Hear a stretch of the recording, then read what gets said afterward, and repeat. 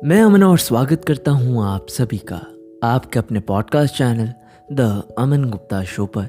जी हाँ, आज मैं अमन आप सभी से श्री रामकृष्ण परमहंस जी के कुछ ऐसे उपदेशों का वर्णन करने जा रहा हूं जो कि आप सभी के जीवन में बहुत ही ज़्यादा महत्वपूर्ण रहेंगे और आशा करता हूं कि आप सभी के जीवन में ये उपदेश बहुत ही ज़्यादा फलदायी रहे। तो चलिए शुरू करते हैं मेरे साथ और जानते हैं कि श्री रामकृष्ण परमहंस जी के ऐसे कौन से उपदेश थे जो कि वे हमें बता के गए थे।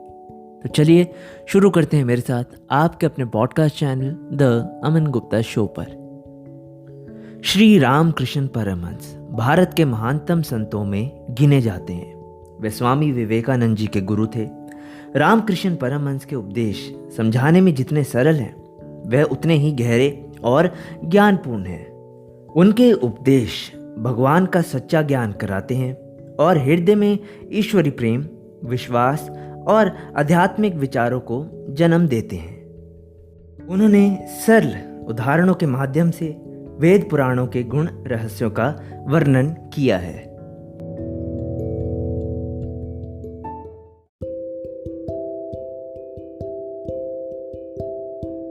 स्वामी श्री रामकृष्ण परमहंस जी का सबसे प्रथम विचार।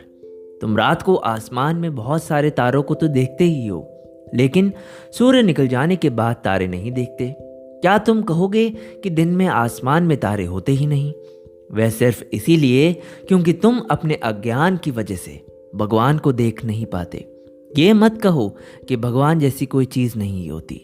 दूसरा विचार, जिस प्रकार मिट्टी के खिलौने का हाथी या फल देने वाला असली हाथी या फल आदि की याद दिलाने वाला, उसी प्रकार ईश्वर के चित्र और मूर्तियां भी उस परमात्मा की याद दिलाते हैं जो कि सनातन और सर्वव्यापक है।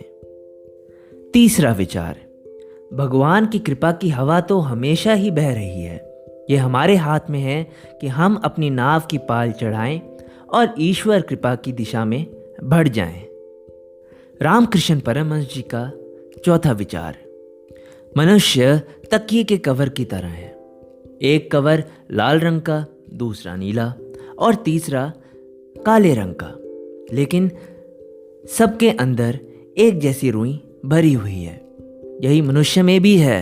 एक सुंदर है, दूसरा बदसूरत, तीसरा साधु है और चौथा दुष्ट, लेकिन ईश्वरीय तत्व सबके अंदर है। पांचवा विचार, भगवान सब जगह है, लेकिन हर मनुष्य के रूप में वह तुम्हारे समक्ष ही होता है। प्राणी मात्र को ईश्वर मानते हुए उसकी सेवा करो। ये ईश्वर की पूजा के समान ही फलदायी है। छठा विचार, जरूरी चीज है छत तक पहुंचना। तुम पत्थर की सीढ़ी से चढ़कर भी पहुंच सकते हो, बांस की सीढ़ी चढ़कर भी पहुंच सकते हो, या रस्सी की सीढ़ी से भी चढ़कर पहुंच सकते हो। इसी तरह भगवान को भी किसी भी मार्ग से प्राप्त करना आसान है। सभी धर्म के मार्ग सत्य हैं। रामकृष्ण परमहंस द्वारा बताया गया सातवां विचार, तुम ईश्वर की चाहे जैसी भी प्रार्थना करो, वो उन तक पहुंचती ही पहुंचती है। ध्यान रखो, वो चींटी के कदमों की आहट भी सुन सकते हैं। आठवां विचार, ईश्वर के अनंत नाम हैं और असंख्य रास्ते हैं जिससे उनसे संपर्क किया जा सकता है। तुम जिस भी नाम और रूप से उनकी वंदना करोगे, उसी से वो तुम्हें प्राप्त हो जाएंगे। नौवां विचार, सूर्य का प्रकाश हर जगह एक समान ही पड़ता है, लेकिन सिर्फ चमकदार सतह जैसे पानी की सतह और दर्पण ही उसे प्रभावित करता है। ईश्वर का दिव्य प्रकाश भी ऐसा ही है। ये सबके हृदय में बराबर ही है और बिना पक्षपात के पड़ता है, परंतु केवल पवित्र और सच्चे हृदय वाले लोग ही उस दिव्य प्रकाश को सही से ग्रहण कर पाते हैं।